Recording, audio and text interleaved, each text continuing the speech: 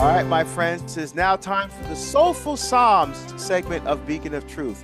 The Soulful Psalms, we take one of the Psalms from the wisdom literature of the Old Testament.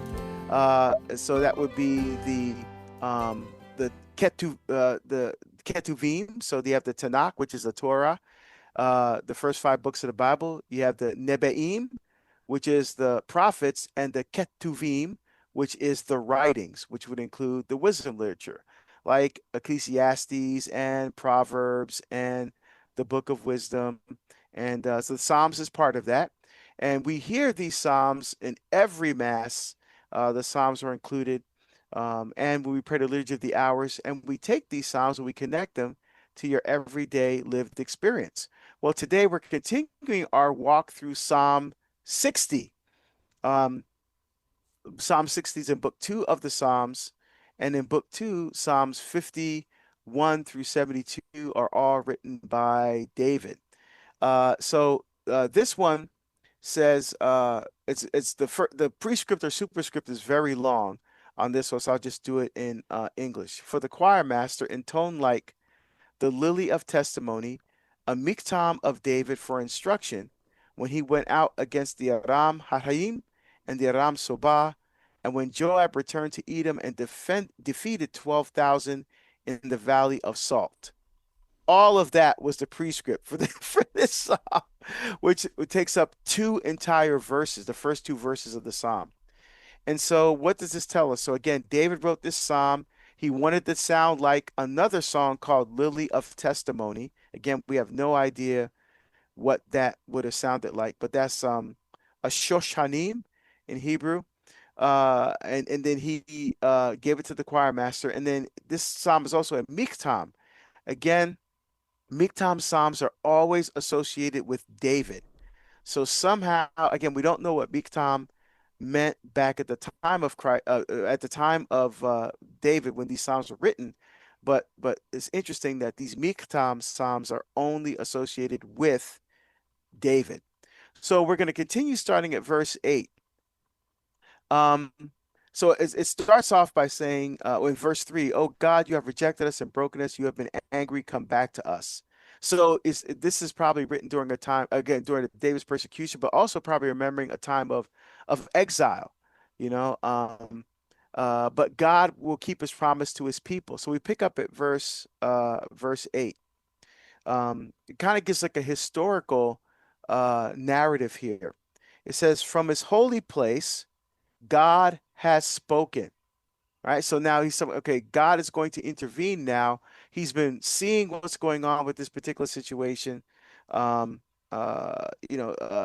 these people, these foreigners have come in, these Gentiles have come in and tried to destroy the people. He tried to separate them from God. But now God has something to say about this. So what is God saying through David here? "I will exalt and divide the land of Shechem." Let's talk about some of these places that are going to be mentioned here. So Shechem is a Canaanite city, and it's actually technically the first capital of Israel. You know, the first capital of Israel was Shechem. And so again, it's in the Canaanite territory, Canaanite city in the region of Canaan in Israel. So he goes, I will exalt and divide the land of Shechem. I will measure out the valley of Succoth. So Succoth is very interesting. It's mentioned in Genesis 33.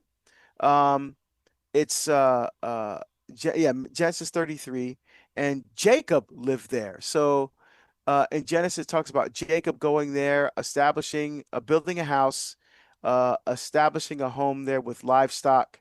So that's one meaning of Sukkoth. But Sukkoth is also referring to one of the three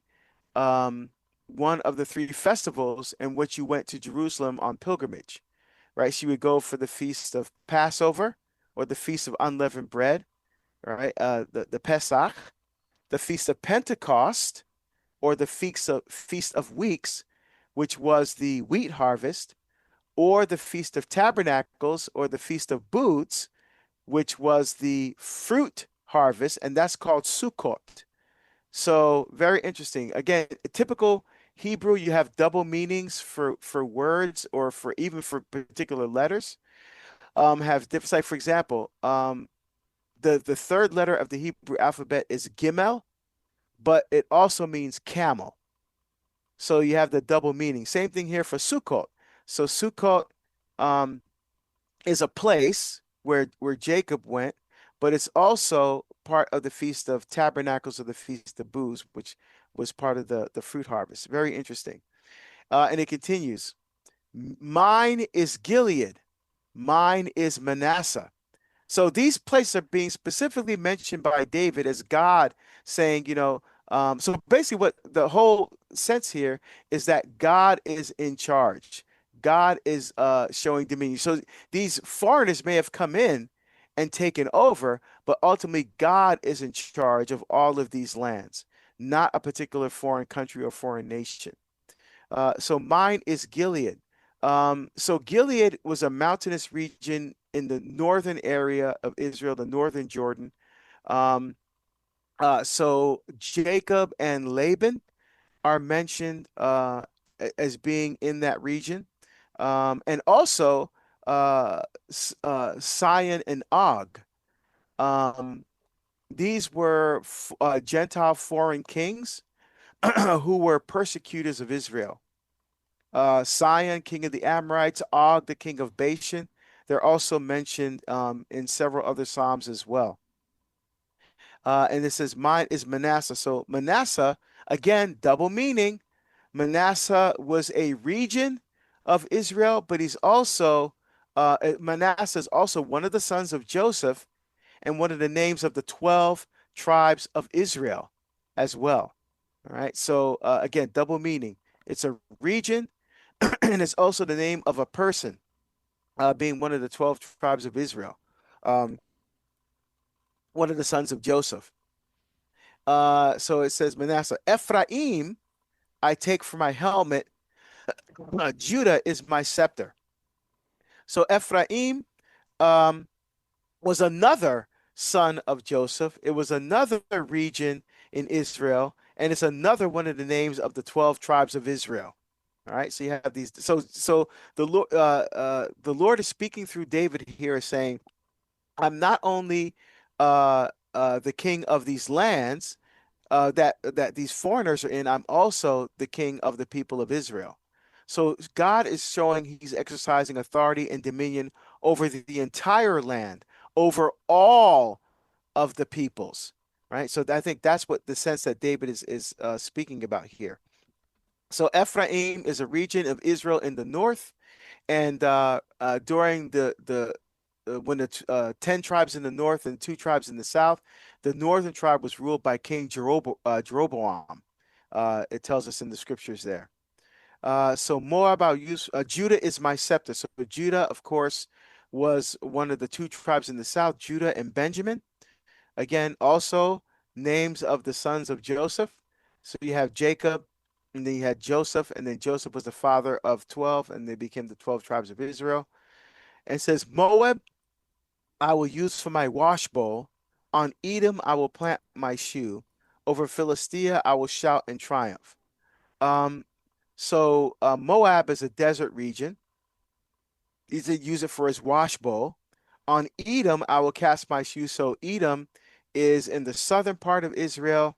It was destroyed by King Nebuchadnezzar during the Babylonian exile in that land of Edom. It says, over Philistia, I will shout in triumph. So Philistia, obviously, the place of the Philistines. Of course, David knows all about the Philistines after his battle with Goliath.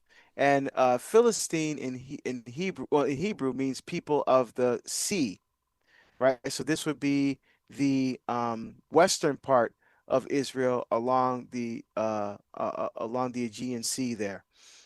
So again, very kind of a little bit of a historical narrative there, but David again is doing this to show that it is the Lord that has rule and power and dominion.